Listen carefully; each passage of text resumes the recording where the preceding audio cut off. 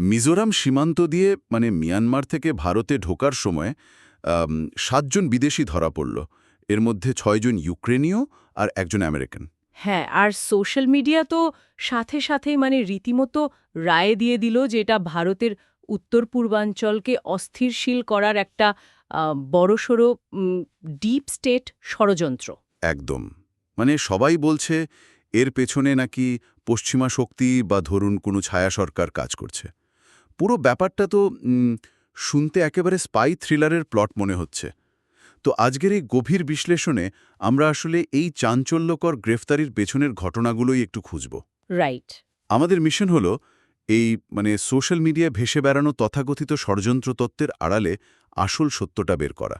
বিষয়টা সত্যি জন লে ক্যারির উপন্যাসের মতো শোনাচ্ছে। হ্যাঁ, তাই তো।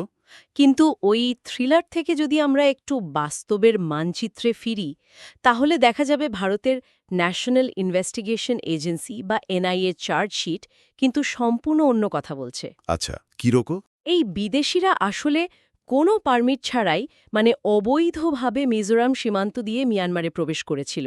অথচ সোশ্যাল মিডিয়ায় ছড়ানো হচ্ছে এরা নাকি মণিপুরে অস্থিরতা সৃষ্টি করতে গিয়েছিল। আরে, এই জায়গাতেই তো সবচেয়ে বড় খটকা লাগে।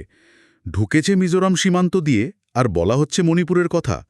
এটা তো অনেকটা এমন যে কেউ ধরুন ধরা পড়ল সিলেটে আর বলা হচ্ছে সে ঢাকায় ব্যাংক ডাকাতির ষড়যন্ত্র করছে। হ্যাঁ, একদম। ভৌগোলিক বাস্তবতার সাথে এই গুজবের ন্যূনতম কোনো লজিক নেই। হ্যাঁ, সেটাই। ভৌগোলিক দিক থেকে এটা যেমন হাস্যকর, তেমনি রাজনৈতিক দিক থেকেও ব্যাপারটা কিন্তু অদ্ভুত।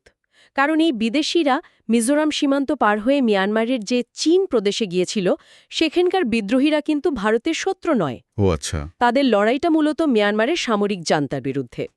মজার ব্যাপার হলো, ভারতের জন্য যারা প্রকৃত মাথা ব্যথার কারণ, সেই মেইতি বিদ্রোহীরা উল্টো মিয়ানমার জান্তার আশ্রয়ে সে দেশের সাগাইং অঞ্চলে দিব্যে নিরাপদে আছে। ও, তার মানে এরা ভারতের শত্রু নয়, কিন্তু মিয়ানমারের ওই গহীন জঙ্গলে তো আর এরা ট্যুরিস্ট হিসেবে যায়নি।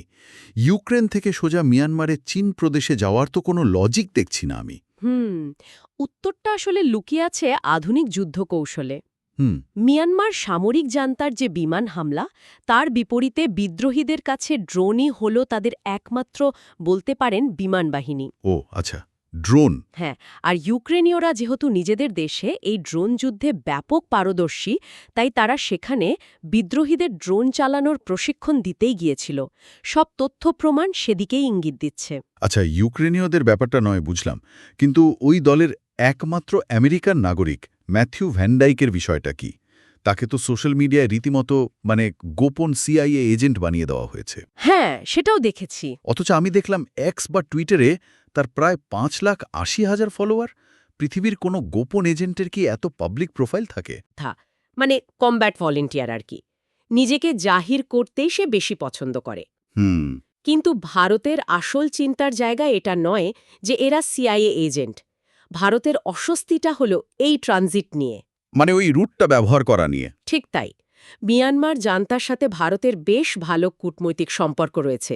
তাই নিজেদের সীমানা ব্যবহার করে জান্তা বিরোধী যোদ্ধাদের এই যাতায়াতটা আন্তর্জাতিক কূটনীতিতে ভারতের জন্য বেশ বিব্রতকর একটা বিষয়। বিষয়টা তাহলে দাঁড়াচ্ছে এটা স্রেফ একটা অবৈধ অনুপ্রবেশ আর ট্রানজিটের ঘটনা।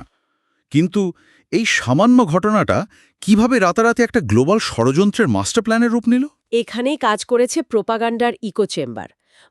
একই তথ্য যখন বিভিন্ন জায়গা থেকে বারবার ঘুরে ফিরে আসে, তখন মানুষ সেটাকেই সত্য বলে ধরে নেয়। আচ্ছা। Open source intelligence account share করে।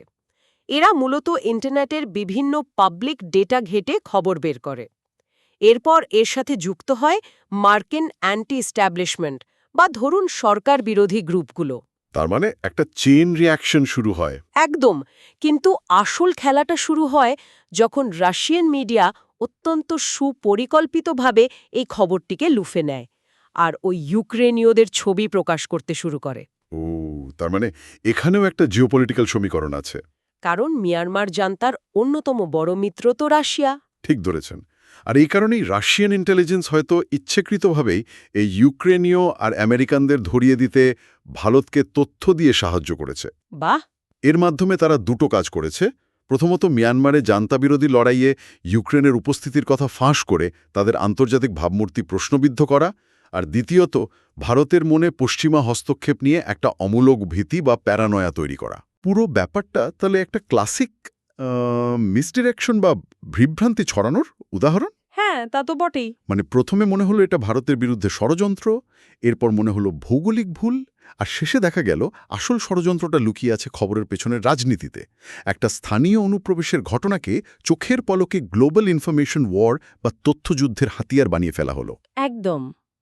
আর আমাদের ভুলে গেলে চলবে না কিভাবে মুহূর্তের মধ্যে কিছু অসম্পূর্ণ তথ্য জোড়াতালি দিয়ে একটি মনগড়া ন্যারেটিভ তৈরি করা যায়। হ্যাঁ, তথ্যের এই ওভারলোডেড যুগে কোনো খবর অন্ধভাবে বিশ্বাস করার আগে ক্রিটিক্যাল থিঙ্কিং যে কতটা জরুরি এটা তার জ্বলন্ত প্রমাণ। সত্যিই তাই।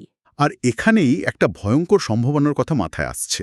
আজকে তো কিছু ইন্টারনেট অ্যাকাউন্ট আর নির্দিষ্ট মিডিয়া মিলে এই গুজব ছড়ালো, কিন্তু ভবিষ্যতে যদি আর্টিফিশিয়াল ইন্টেলিজেন্স বা এআই ব্যবহার করে এমন রাষ্ট্রীয় মদতপুষ্ট ষড়যন্ত্র তত্ত্বগুলো সম্পূর্ণ স্বয়ংক্রিয়ভাবে তৈরি হতে থাকে, সেটা তো বেশ চিন্তার বিষয়। হ্যাঁ, তখন সাধারণ মানুষ সত্য মিথ্যা যাচাই করবে কিভাবে? ওই যে শুরুতে স্পাই থ্রিলারের কথা বলছিলাম, তখন হয়তো আমাদের বাস্তব জীবনটাই এমন এক থ্রিলার হয়ে দাঁড়াবে যেখানে কে আসল আর কে এআই এর বানানো ছায়া সেটা বোঝাই সবচেয়ে কঠিন কাজ হয়ে উঠবে। আজ এই চিন্তার খোরাক নিয়েই শেষ করছি আমাদের এই গভীর বিশ্লেষণ।